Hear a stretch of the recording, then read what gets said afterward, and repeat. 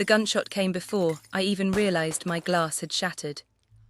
1 second I was wiping down the marble bar at the Mirage, pretending not to notice the impossibly gorgeous Korean man in the corner booth who'd been watching me all night.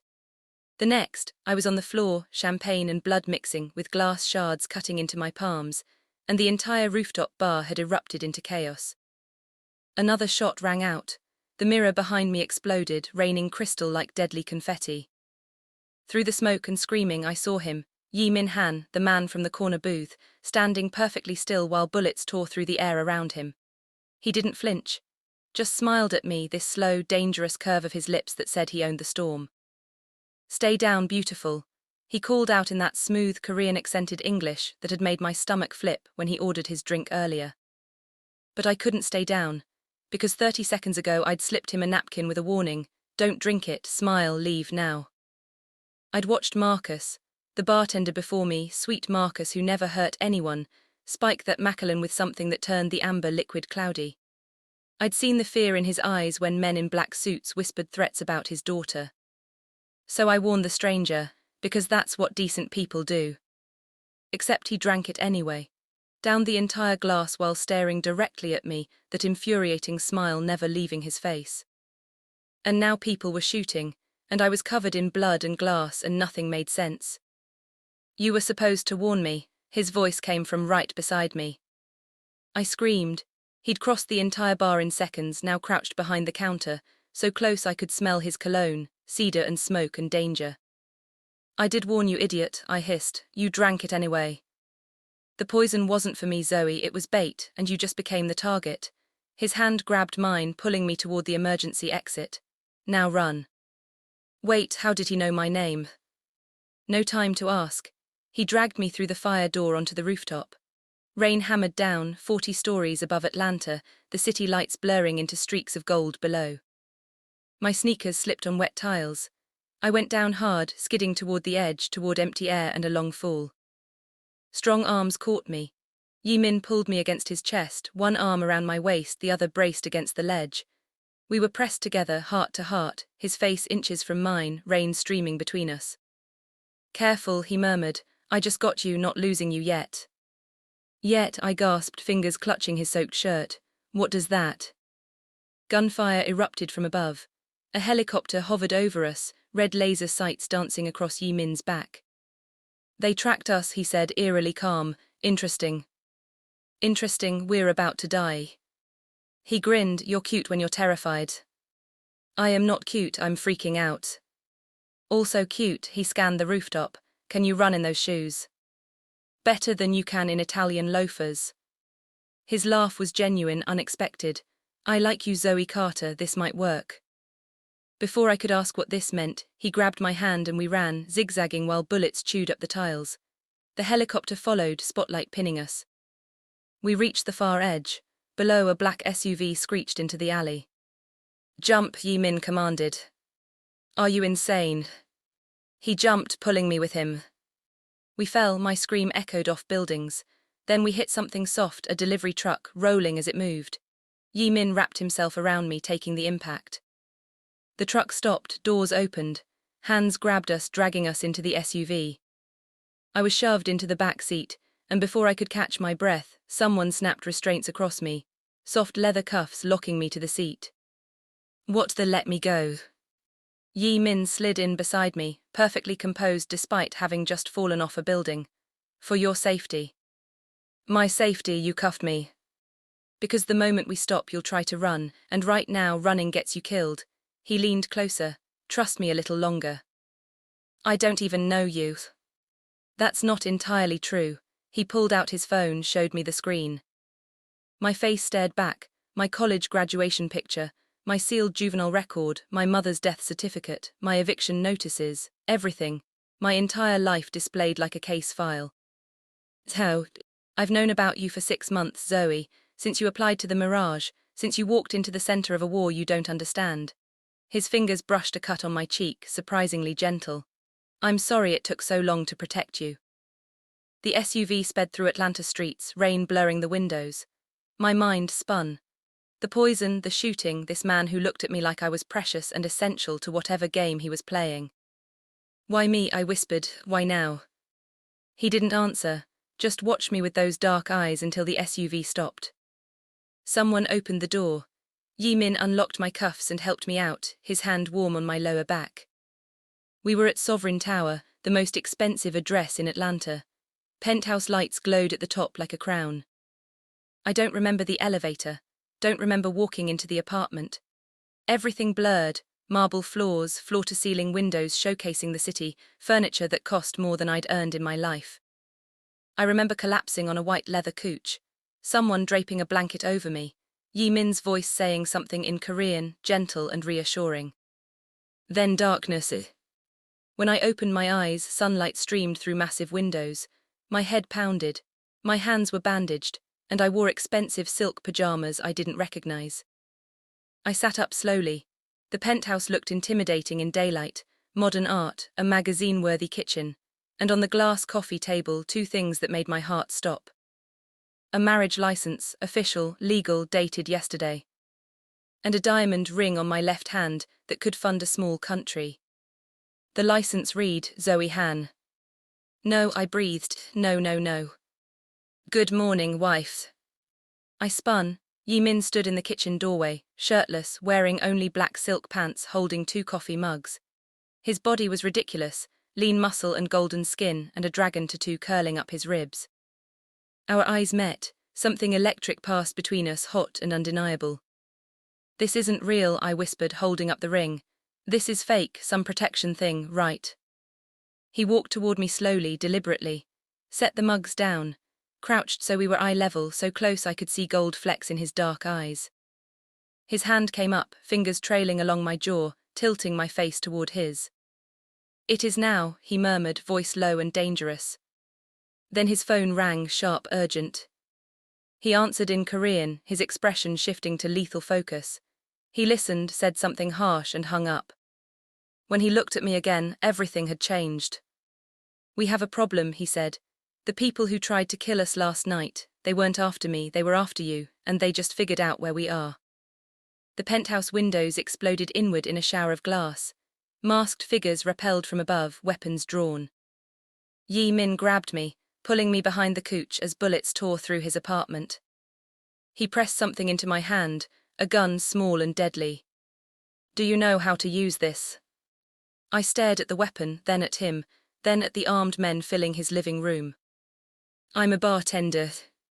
Not anymore, he kissed me hard and fast, stealing my breath. Now you're my wife, and that means you're worth killing for. Welcome to my world, beautiful. The diamond ring on my finger caught the light from the muzzle flashes, sparkling like it was mocking me.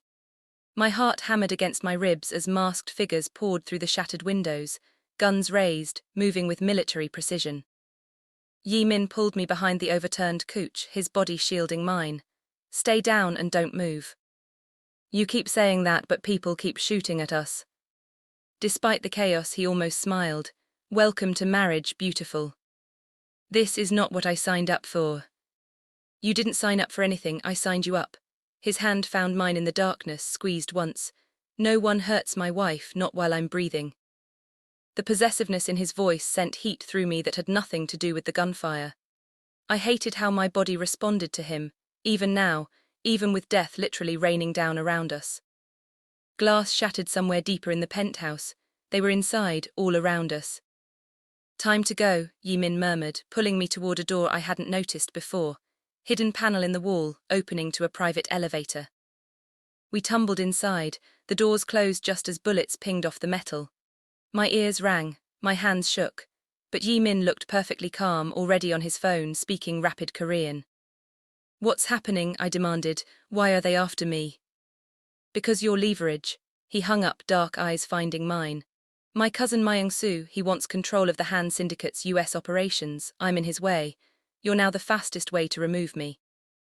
So this marriage was supposed to protect you, make you untouchable under syndicate law, but Myung-soo doesn't care about laws.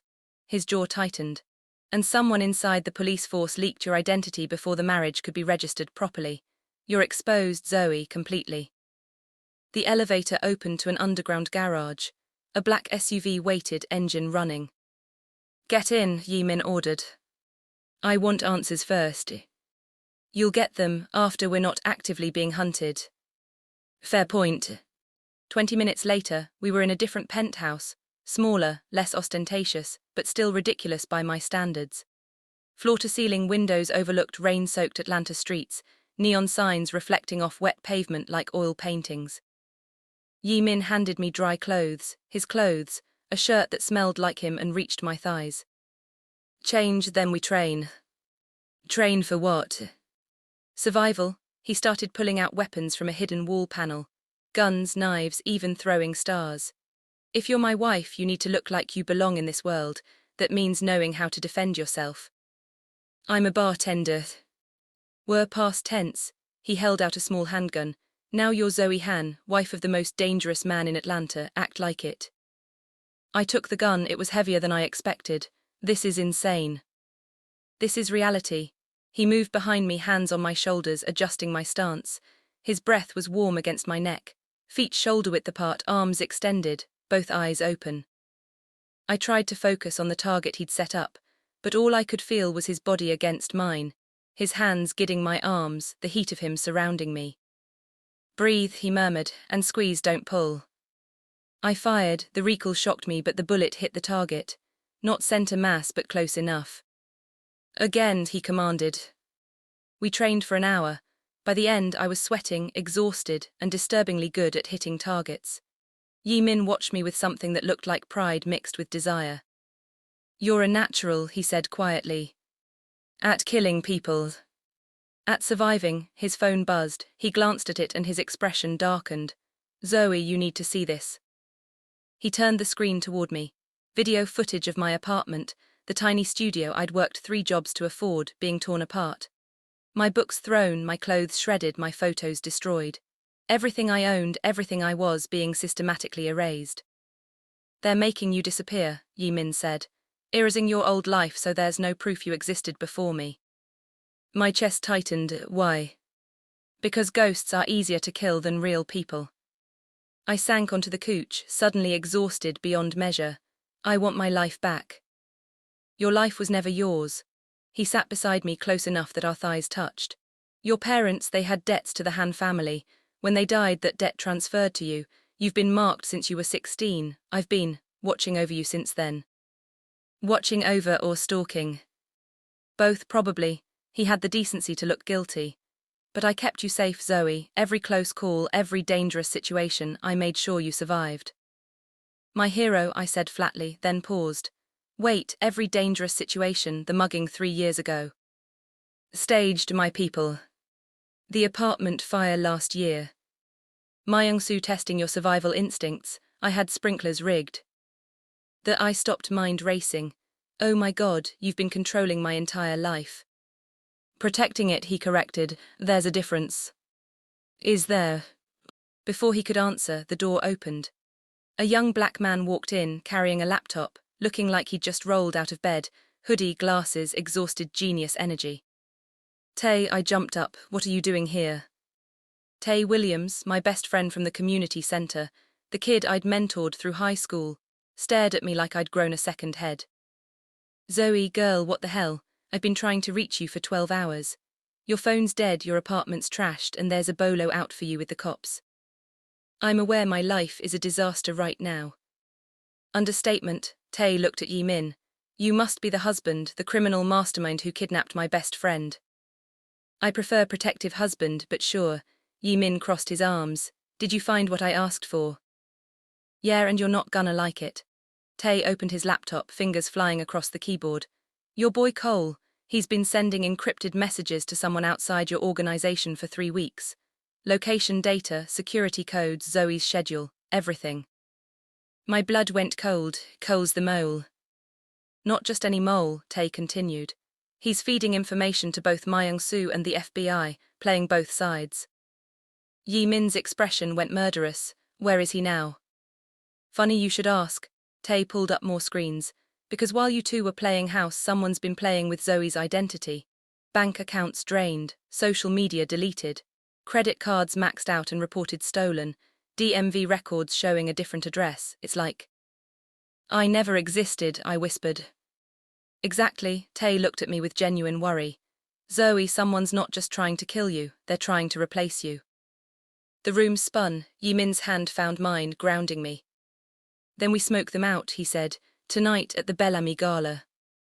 I blinked. The charity event, that's your plan. It's perfect, high society, lots of cameras, the last place anyone would expect us to show up. His smile was dangerous. We'll draw out the mole, expose them publicly and end this. Or die trying, I muttered.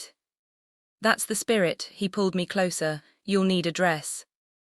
3 hours later, I was in a black gown that cost more than my car, sexy, elegant, deadly. Jae Min wore a tux that should have been illegal, looking like he'd walked off a movie screen. The Bellamy Hotel was Atlanta's crown jewel, old money, new power, everyone who mattered. We walked in like we owned it, Jae Min's hand possessive on my lower back. People stared, whispered, I caught fragments. Han's new wife, nobody knows her, where did she come from? Ignore them, Jae Min murmured. You're the most beautiful woman here and they're jealous. Or they're wondering why I'm with a criminal. That too. He guided me through the crowd, nodding at people, making small talk in English and Korean, playing the perfect power couple.